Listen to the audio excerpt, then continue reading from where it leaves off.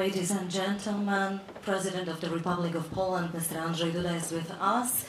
It's a high-level debate here at the Polish House, tackling one of the most strategic themes in the course of our debates here in the House. Therefore, we are extremely honored to have the President deliver a keynote message prior to the panel, which we also have a very distinguished guest. I would like to welcome the Prime Minister and Deputy Prime Minister and Minister of State Assets, Mr. Jacek Sasin, Minister of Trade of South Korea, Doken, President of the Management Board of PGE, Wojciech Dąbrowski, President and CEO of KHNP, Woo Jo-hong, and representatives of business, diplomacy, of all international organizations.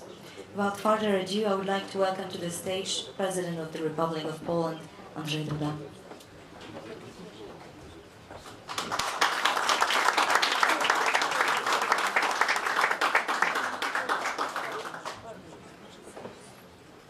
Szanowny Panie Premierze, Szanowni Panowie Ministrowie, wielce szanowni Panowie Prezesi, Szanowna Pani Ambasador, wszyscy dostojni przybyli goście, wielce szanowni Państwo.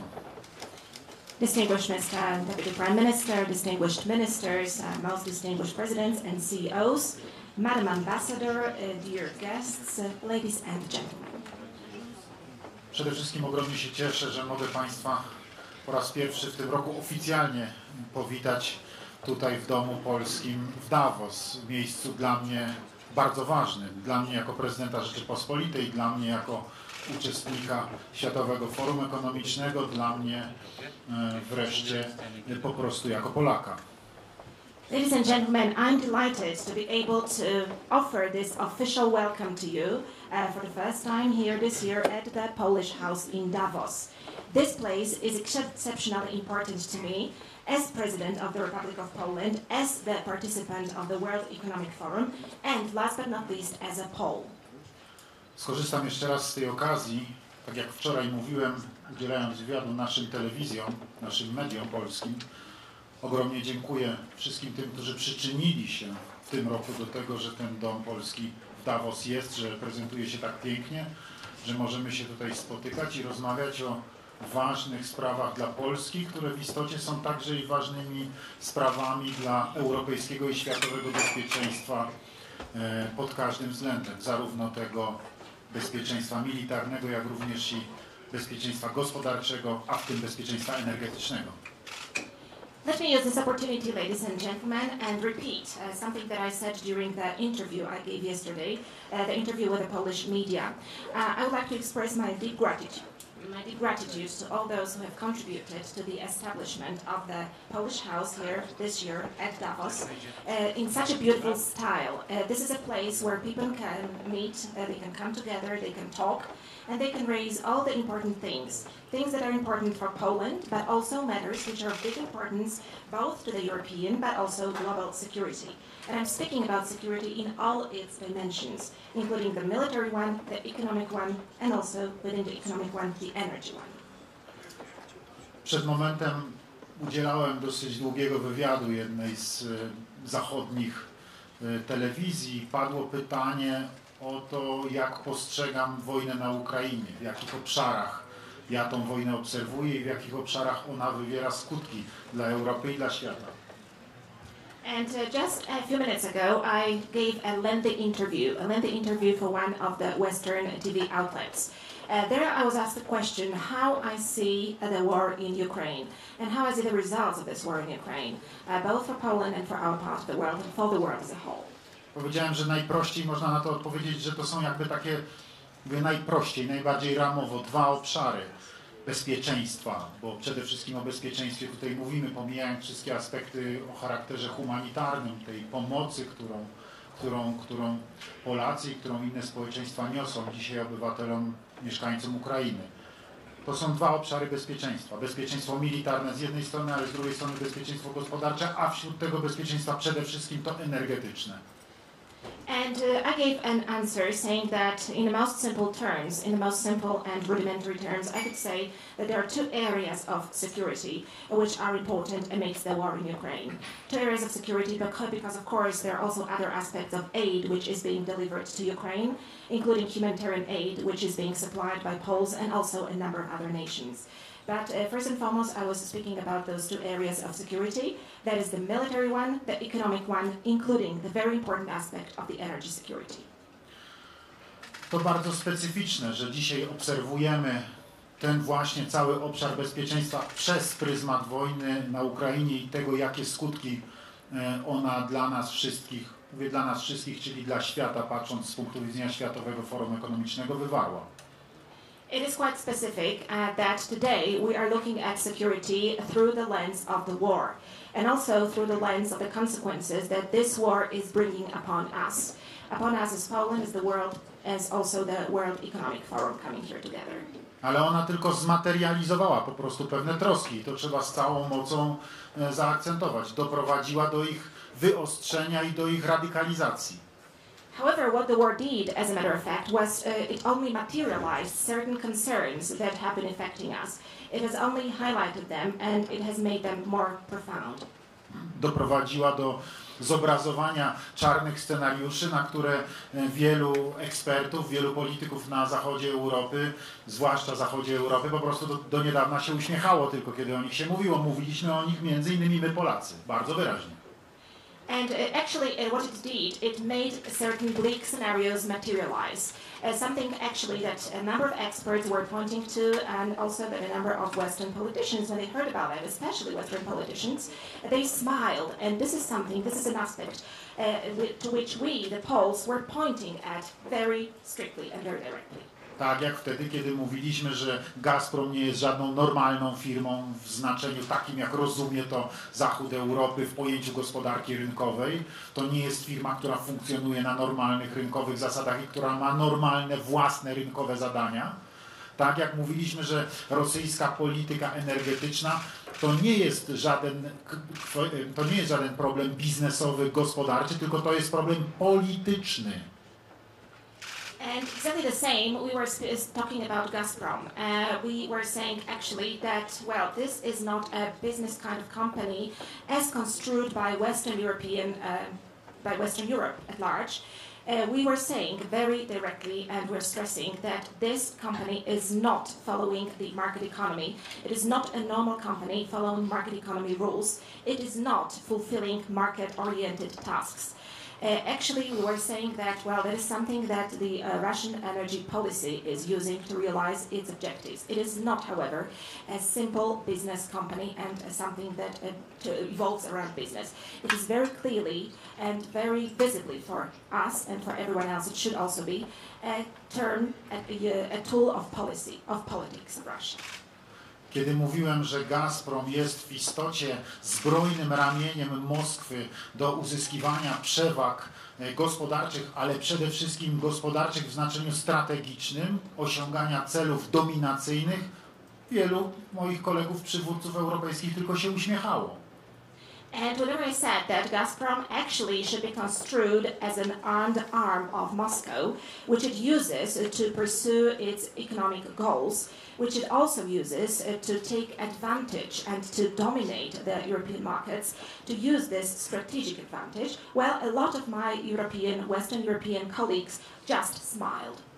W czasach, kiedy byliśmy za żelazną kurtyną i zaraz później został popełniony ten, dzisiaj patrzymy na to, ogromny błąd, tak? Wtedy to był po prostu efekt takich, a nie innych uwarunkowań politycznych, że gaz pochodził w Polsce tylko z dwóch źródeł. Z własnego wydobycia, nie tak do niedawna, jeszcze mówiliśmy, to mniej więcej 1/3 naszych potrzeb, ale cała reszta, czyli te 75%, to jeszcze kilkadziesiąt lat temu były wyłącznie dostawy rosyjskie. And actually, this is the legacy of the times when we were behind the Iron Curtain. And behind the Iron Curtain and right after that period, a big mistake was made, something that we construe as a very big mistake, looking from today's perspective. And actually, this is the effect, the result of the policy back then. There were, until recently, only two sources of gas deliveries in Poland. First of all, our own production, which until recently covered 1/3 roughly of our needs, but the vast rest of this gas supplies, 75%, came from Russian sources precisely. To my, nauczeni doświadczeniem szantażu energetycznego Rosji wobec Ukrainy, w sposób zdecydowany przystąpiliśmy do działań dywersyfikacyjnych. Tym pionierem w tym zakresie, rzeczywiście jeśli chodzi o realizację, nie tylko o mówienie, ale o realizację, był prezydent Lech Kaczyński, który zainspirował budowę gazoportu w Świnoujściu. And actually, we had experiences of our own looking at the energy blackmail that was applied by Russia towards Ukraine. Looking at that, we derived our own conclusions, and we decided to make very strong and very robust steps in order to diversify our sources of supply. And the pioneer in the diversification of our needs was late President Lech Kaczyński, who was the initiator of the Świnoujście LNG terminal.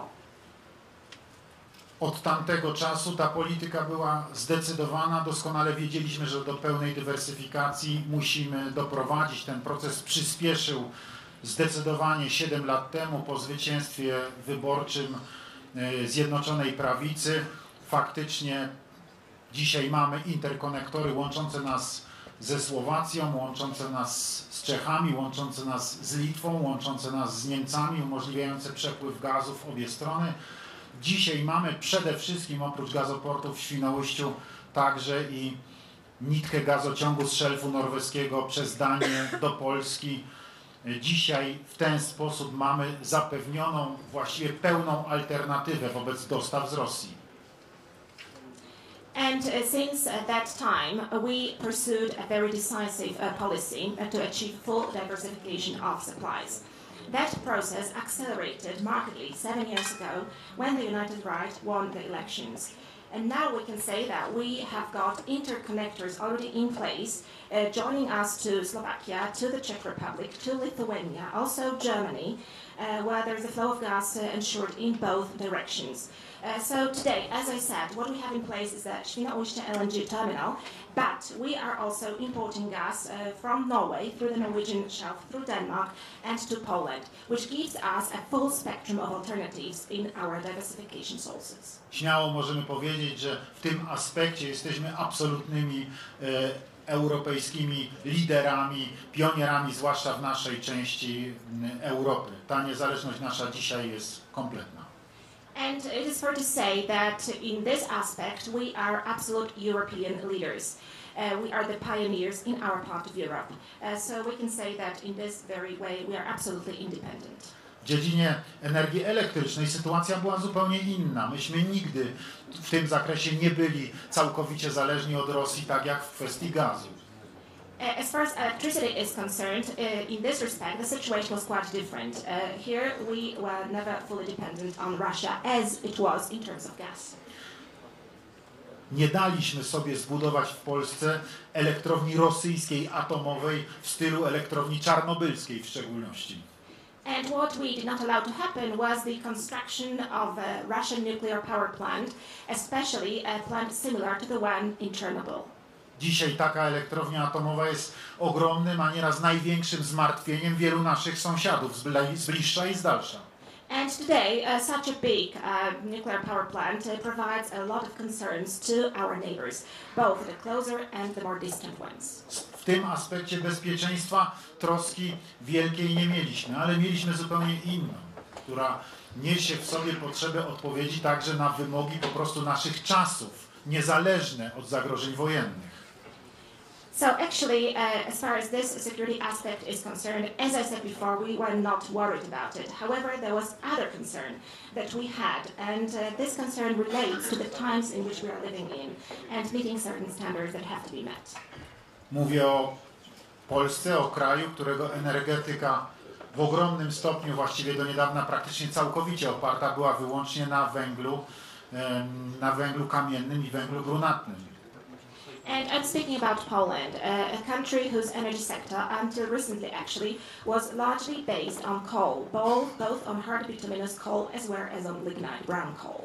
Dzisiaj wiemy doskonale, że konieczność zapewnienia dostaw energii pochodzącej ze źródeł nisko lub wręcz bezemisyjnych, jeżeli chodzi o emisję CO2, jest koniecznością współczesnego świata i koniecznością przyszłości.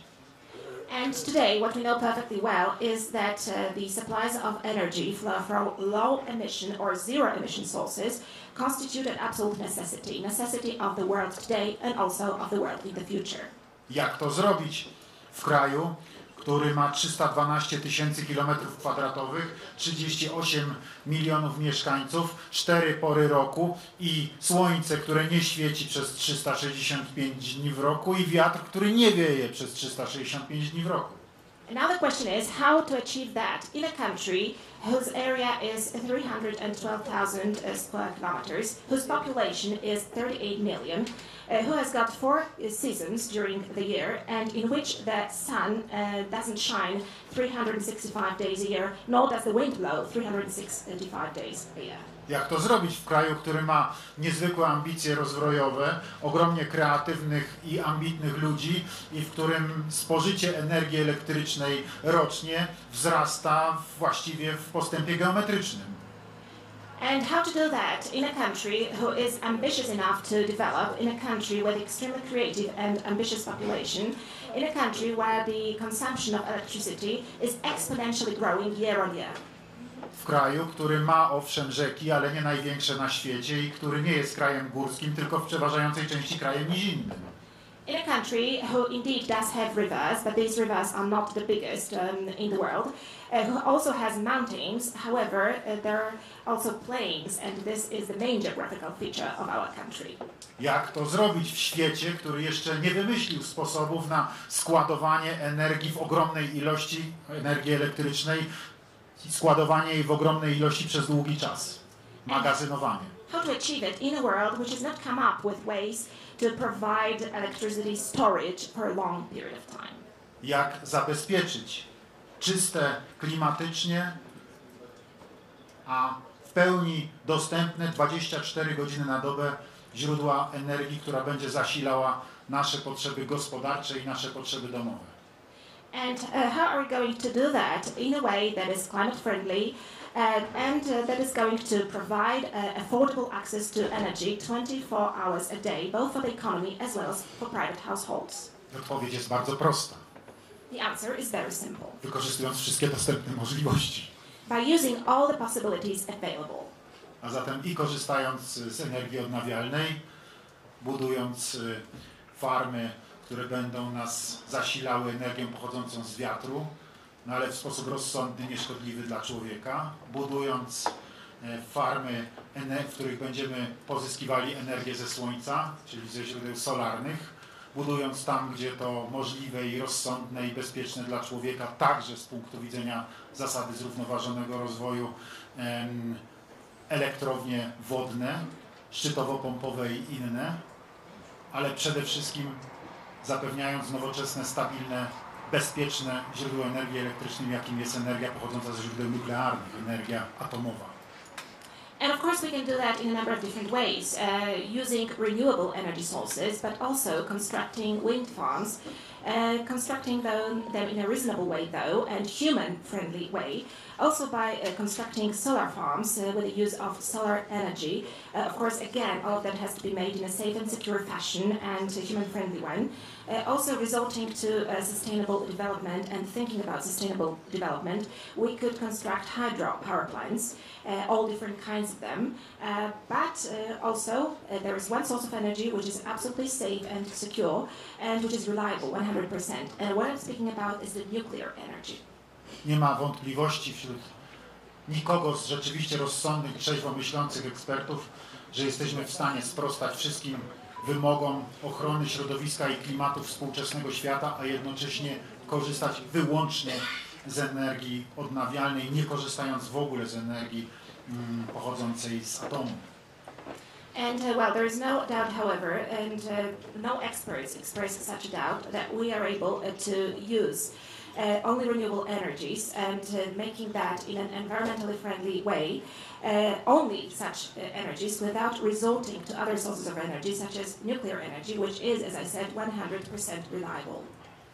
To jest dzisiaj konieczność dziejowa, to jest dzisiaj konieczność przyszłości, to jest także wymaganie nowoczesności, to jest także nasze w jakimś sensie zobowiązanie i odpowiedzialność również przed przyszłymi pokoleniami, aby tą energię zapewnić wraz z zachowaniem zasad zrównoważonego rozwoju, a jednocześnie by zapewnić ją w sposób najbardziej nowoczesny, jak to możliwe i najbardziej bezpieczny. And well, actually, this is the need of today, but also this is indispensable need of the future. This is also the requirement of the modernity path that we want to follow, and this is also a commitment that we have vis-à-vis future generations to provide access to energy, to ensure this energy security, taking into account, of course, sustainable development, taking into account most modern cutting-edge solutions, but also placing safety and security at the forefront. Dlatego cieszę się, że siedzą na tej sali w ramach tej dyskusji, w ramach tego panelu przedstawiciele i dzisiaj najważniejsi polskiego państwa, decydenci w polskich sprawach gospodarczych, inwestycyjnych, jak również i przedstawiciele wielkiego sektora prywatnego, zarówno polskiego, jak i nasi goście z Korei Południowej. And that is why I'm happy and delighted to have with us here today in this very room representatives of the Polish state, the decision makers in the realm of economy, but also in the area of interest, of investments. And I'm very happy and delighted to have with us also representatives of big private-owned companies of the private sector, both Polish as well as South Korean ones. Tak, przyszłość, nawet w dobie tak trudnej jak jest teraz, w dobie wojennej, kiedy w Europie toczy się wojna, wymaga odważnych decyzji, wymaga mądrych, zdecydowanych inwestycji. And yes, indeed, the future, even amidst war, even having war raging in Europe right now, even in such a difficult situation, requires and demands brave decisions and requires and demands this courage to make them. Dlatego chcę podkreślić, cieszę się, a zarazem wspieram z racji pełnionej funkcji działania rządu zmierzające do wybudowania w Polsce na odpowiedzialność polskiego państwa elektrowni atomowych, co będzie realizowane w ramach umowy zawartej ze Stanami Zjednoczonymi. And that is why I would like to express my very strong support as a President of Poland, and I'm happy to express this support to all the actions taken by the Polish government. Those actions which are taken by the Polish government at the responsibility of the Polish government, and they are aimed at constructing in Poland nuclear power plants. This is going to be the aftermath of the contracts that Poland has concluded with the United States. Ale cieszę się również bardzo z tego, że polski rząd w mądry sposób wspiera sektor prywatny w tym, aby również mógł realizować odrębne inwestycje w tym zakresie z zagranicznymi partnerami, którzy mają sprawdzone najnowocześniejsze technologie, tak jak partnerzy koreańscy. But having said that, I'm also happy that the Polish government provides very wise support also to the private sector in the framework of separate investments with the partners that we have, our foreign partners. And I'm speaking, of course, about those most modern cutting-edge technologies that are made available by our foreign partners, the tested technologies. I'm referring to our partners from South Korea. Cieszę się z tego i z tym większą radością otwieram to dzisiejsze spotkanie, otwieram tą dyskusję i jeszcze raz wszystkich Państwa tutaj na tej sali w Domu Polskim w Davos w czasie Światowego Forum Ekonomicznego witam.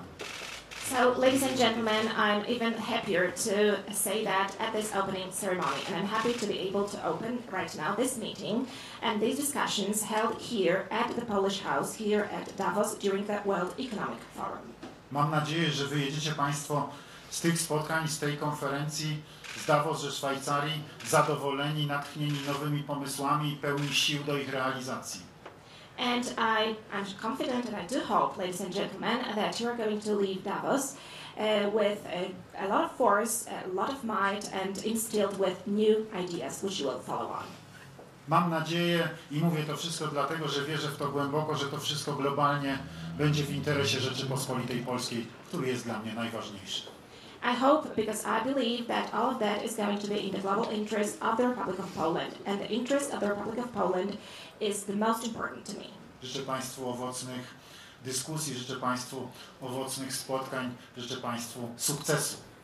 Ladies and gentlemen, I wish you fruitful discussions, I wish you fruitful meetings, and I wish you success. Dziękuję. Thank you.